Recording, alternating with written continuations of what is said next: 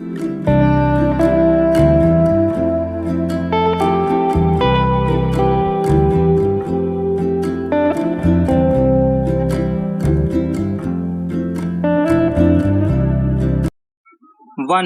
2, 3 start.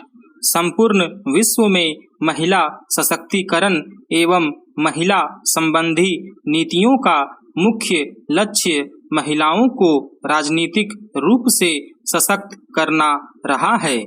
विश्व के सबसे बड़े लोकतांत्रिक देश भारत में स्वतंत्रता प्राप्ति के 72 वर्षों बाद भी भारतीय नारी लोकतांत्रिक प्रक्रिया में पीछे छूट गई है।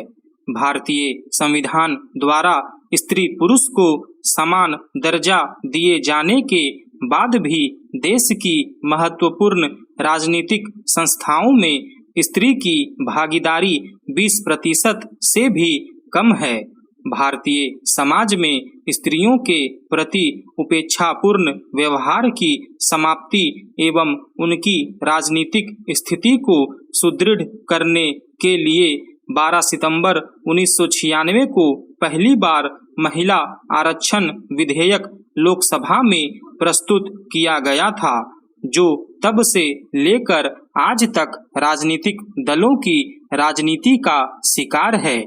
मार्च 2010 में राज्यसभा में यह विधेयक पारित हो जाने के बाद महिलाओं को 33% आरक्षण देने की नीति पर काफी विवाद हो गया। वर्ष 2017 तक इस विधेयक पर पूर्णतः सहमति नहीं बन पाई। परिणाम यह हुआ कि लोकसभा ने इसे भारी मतभेद के कारण अभी तक पारित नहीं किया है।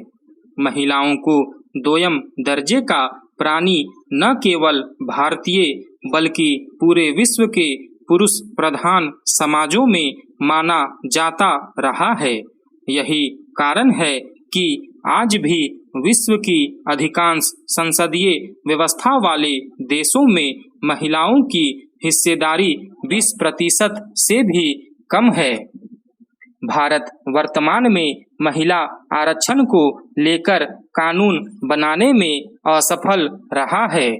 इसके बावजूद 17वीं लोकसभा में महिला सांसदों की संख्या 62 से बढ़कर 78 हो गई है, जो कुल सांसदों का 14.3% है।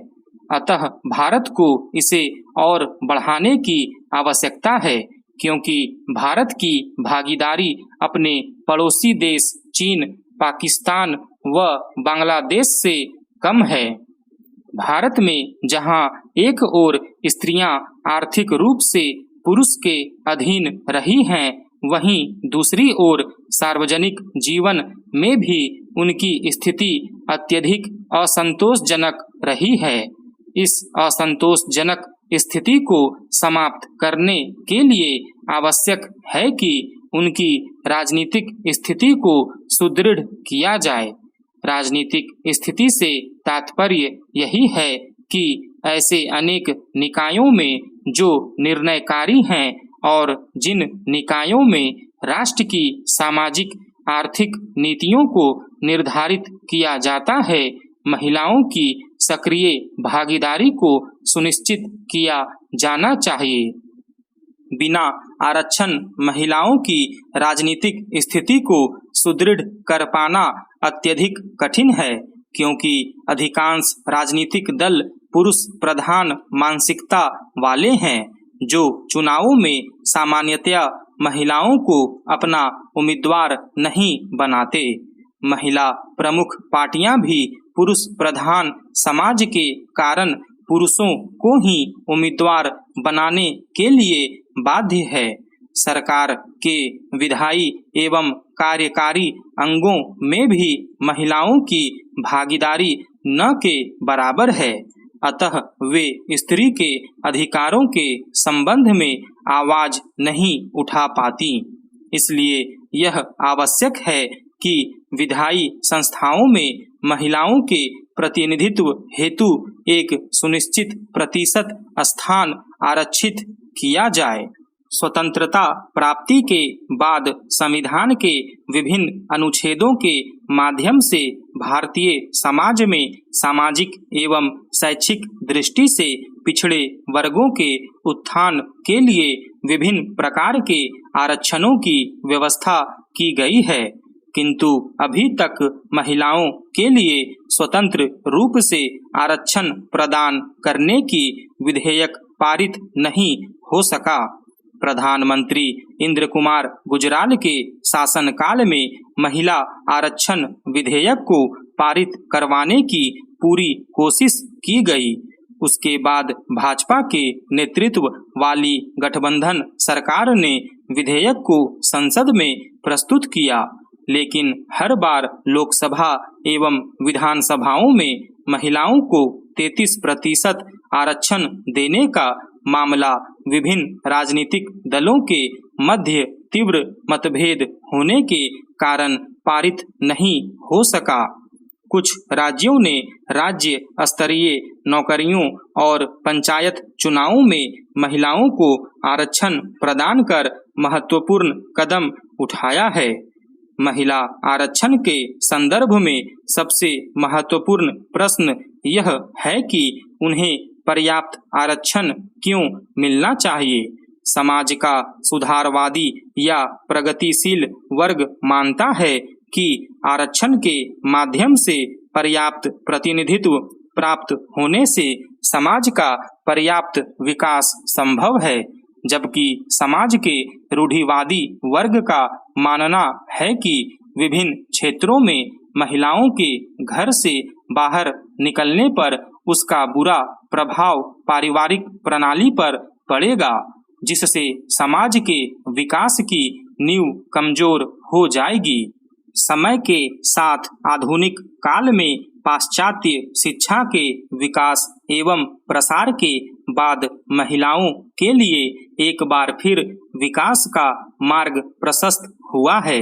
ऐसी स्थिति में महिलाओं को अपने सर्वांगीण विकास के लिए हर संभव कोशिश करनी चाहिए और पुरुष वर्ग को उनकी इस कोशिश में ईमानदारी पूर्वक सहायता करनी चाहिए। शिक्षा के क्षेत्र में अपनी क्षमता का परिचय देने के बाद स्त्रियों ने जीवन के अन्य क्षेत्रों जैसे व्यवसाय, प्रशासन आदि में भी अपना प्रभाव दिखाना प्रारंभ कर दिया है। इसके बावजूद उन्हें यह महसूस हो रहा है कि राजनीति में पर्याप्त प्रतिनिधित्व प्राप्त किए बिना उन्हें अपने संपूर्ण विकास के लिए अनुकूल वातावरण प्राप्त नहीं हो सकता। सत्ता में सशक्त भागीदारी के बिना विकास असंभव है। अच्छा तो यह होता कि महिलाओं को विधायिकाओं में आरक्षण देने की अपेक्षा शैक्षिक एवं आर्थिक क्षेत्र में विकास के पर्याप्त अवसर प्रदान किए जाते तथा समाज में ऐसा वातावरण निर्मित किया जाता जिससे स्त्रियां स्वयं को प्रासंगिक एवं स्वतंत्र महसूस करती तथा देश के विकास में पुरुषों के समकक्ष भागीदार बनती। लेकिन पुरुष मानसिकता प्रधान समाज में संकीर्ण विचारधारा के कारण लोग उन्हें घरों की चार दीवारी में ही कैद रहने का समर्थन करते हैं, क्योंकि वास्तव में उन्हें अपनी सत्ता पर खतरा नजर आता है। अतः वर्तमान में महिलाओं की विभिन्न क्षेत्रों में कार्य करने की क्षमता व योग्यता दृढ़ संकल्प कार्य प्रणाली ने पुरुषों को प्रभावित किया है। ऐसी स्थिति में आरक्षण को बढ़ावा देना प्रासंगिक साबित होगा। इस प्रकार सभ्यता के आरंभ से ही मानव समाज के विकास में आधी आबादी की अत्यंत महत्वपूर्ण भूमिका रही है और हमेशा रहेगी।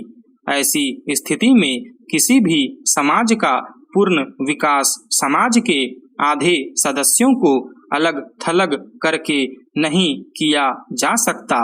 अतः समय की मांग है कि समाज के चतुर्मुखी एवं समग्र विकास के लिए आधी आबादी को सहयोगी बनाया जाए और उसकी सहभागिता के लिए यदि आरक्षण आवश्यक हो तो इस प्रणाली को भी क्रियान्वित किया जाए। स्टॉप।